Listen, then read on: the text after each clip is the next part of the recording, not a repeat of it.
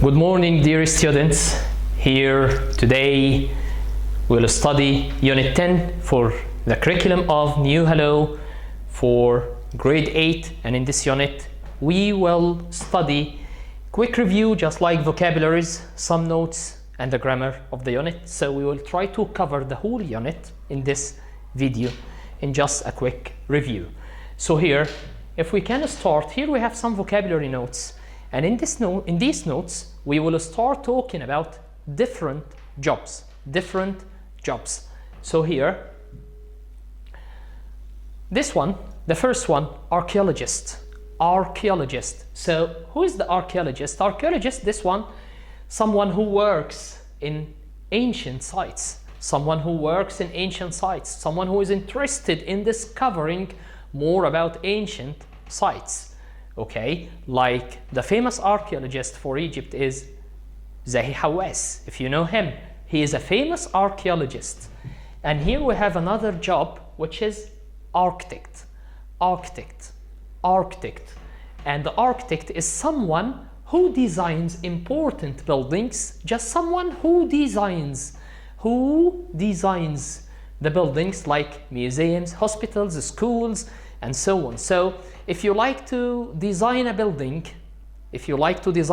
so you have to go to the architect, and then the architect is someone who is responsible to design this building for you and can show you where can you find bathrooms, where can you find offices, where can you find rooms for people, and so on. If you like to design a hotel, or if you like to design some hospitals or museums. So this one is the architect. And here we have a chemist. So chemist, this is someone who helps to find the new medicines. Chemist. We have another word for this one, is the pharmacist. So it's the same, pharmacist and chemist. And here, the place where we go to buy medicine. We call it chemists. We just add apostrophe s at the end of this job. It's chemists. And chemists is the same as pharmacy. They are the same. So here we have dentist.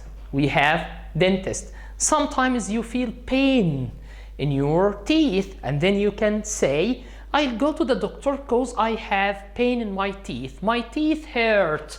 Oh, so he's not a doctor. He's called dentist. So be careful of these differences. So here, be careful of these two words, work and job. Work, this one is a general word. It's an uncountable. So here, work is important for our country. So this is a general word. I don't mention the job here. It's not a specific one. Work in general. I have work. You have work. Each one in the country have his own work, so he can do well to work more and more for our country's progress. So here, and we have the word job. This one is specified, a specific job. When you are talking about a specific job, like my job is a teacher. Your job is a dentist. Zahis Hawass' job is an archaeologist. So here you have a specified job. So job is a countable word, so I have job and jobs. We have different jobs in our school. There are many different jobs in our country, and so on. And now, this word, tool and equipment. We usually get confused between these two words, tool and equipment. Tool, this is something very simple that can be used in different cases or for different reasons, like knife, hammer.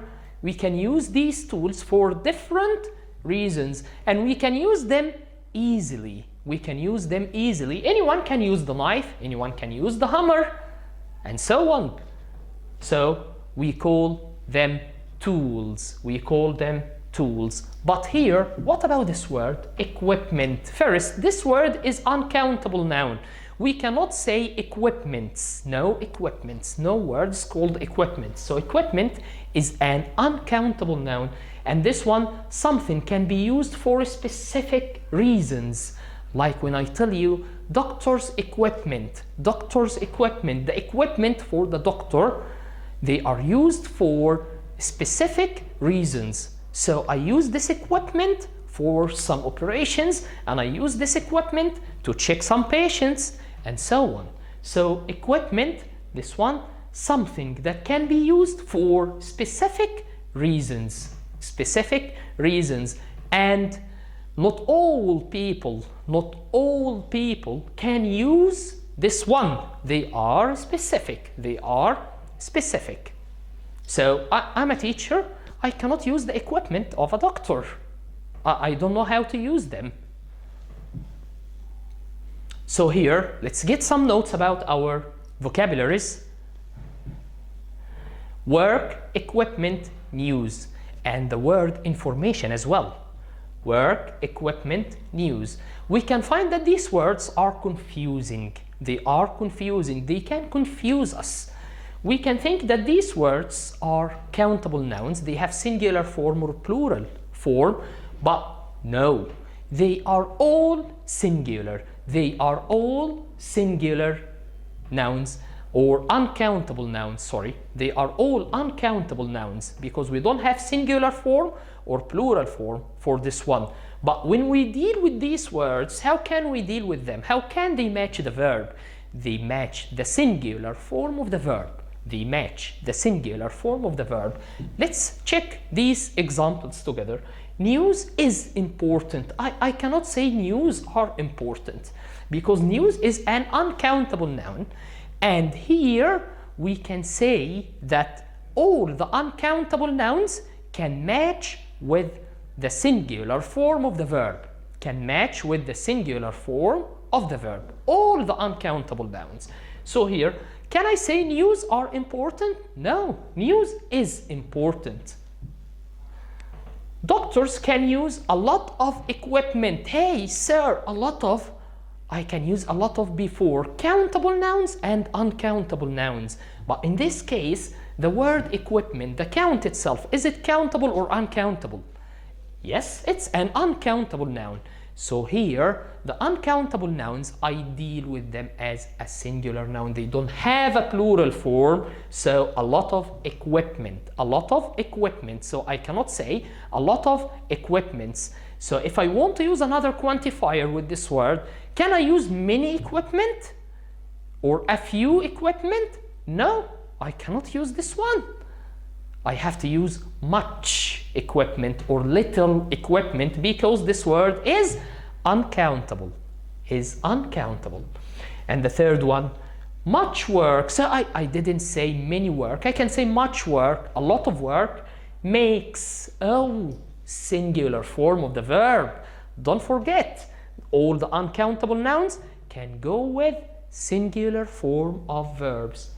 Much work makes you get tired. Makes you get tired. I didn't say make because make, this is the plural form of the verb, but here much work, this is uncountable noun, it goes with the singular form of the verb. Some prepositions that can be used with some verbs. So here, talk to. Talk to. When I use talk to, I talk to someone. I have to mention someone. I am talking to my father. I'm talking to my friend. When I call someone on the phone and then, yes, hello, can I talk to Jack, please? So here, talk to. And here you can find the example. Jack is talking to Tom. Jack is talking to Tom. I cannot say Jack is talking with Tom. No, it's talking to, not with. So here, when I use talk about, so here I changed the preposition talk about. So here, talk about, I have to mention topic or something to talk about. For example, today we will talk about the environment. Today we will talk about the environment. So talk about a topic or talk about something. Today we'll talk about present perfect continuous. In our lesson, we will talk about the importance of doctors in our country, the importance of teachers in our country, and so on. Work at or work in a place. So here, sometimes we get confused. Which preposition can we use, at or in? I work in a school or I work at school. Both are correct. Work in and work at, if you like to follow it with a place. So here, teachers work in or at schools. Teachers work in or work at schools. And then here, work with, it means to deal with someone. Deal with someone. This is work with. So here, for example, I can work with Mr. Philip. He's cooperative. I can deal with him. He's a good man. He's cooperative. So we can deal together or we can work together. Wait to. You wait some time to do or to get something. Wait to. It means to wait some time to get something or to do something. Just like when I tell you, the students will wait to know their teacher's report. So they will wait some time to get something, to know something. And here, wait for someone. Wait for. When you use for with wait, you can say wait for someone. Just like, I can't wait for Peter. I'm in a hurry. I can't wait for Peter. I am in a hurry. So here, what about this tense? Present perfect continuous. Present perfect continuous. Okay, look at the examples and then we will talk about this one. He has been studying English for very long. If you can see here, has been studying. Oh, has together with been, and then the gerund form of the verb, yes, for very long. They have been living in Minia since 2015. Oh, have been, and the gerund form of the verb, yes, that's great. But let's check the meaning of these sentences. What does the first sentence and the second sentence or the second sentence mean? What does the first sentence mean? He has been studying English for very long. It means that he started studying English in the past. Okay? He started studying English in the past or earlier, in earlier time. But here, he is still studying English. I can see him studying English until now. So here, this action has already started in the past, but still in progress in present. He has been studying English for very long. And be careful of this word, for very long. It means that he started in the past and the action is still in progress until now. So here, they have been living in Minia since 2015. They have been living in Minia since 2015. What does it mean? It means that they started to live in Minia in 2015 and they are living in Minia until now. So here I have to mix these two sentences together. The starting of the action in the past and the progress until now. So I use this tense which is called present perfect continuous. I use this verb which is present perfect continuous. And what does it mean? It means that this action had already started in the past and is still in progress until now. And this is the negative form, hasn't been studying. He hasn't been studying English for very long. He stopped studying English for very long, okay? Or long time ago, he stopped studying English and until now, he's not studying English. So this action of not studying English is still in progress until now. And here, they haven't been living in Minia since 2015. If we started thinking about the meaning of this sentence, it means that they stopped living in Minia in 2015 and they are not living in Minia anymore. So here, if I want to ask about the period of time. So here I use how long, the length of time. I want to know the length of time of this action, so I use how long, and especially if I have these keywords for and since. If I have for and since, it's the best way to use your question is how long, not when. So I cannot tell you when has he been studying English, and the answer is he has been studying English for very long. No. So here I'm expressing the length of the time. So I use how long to ask about the length of the time. How long has he been studying English? How long have they been living in Minia? How long have they been living in Minia? And here, this is the use of our tense, which is present perfect continuous. Just we use it to express something started in the past and is still in progress till the present, and is still in progress till the present. This is what we have already said at the beginning, and according to the meaning of each sentence, read them again and try to think of the meaning and check if this use can go with this one or not. I'm sure it goes.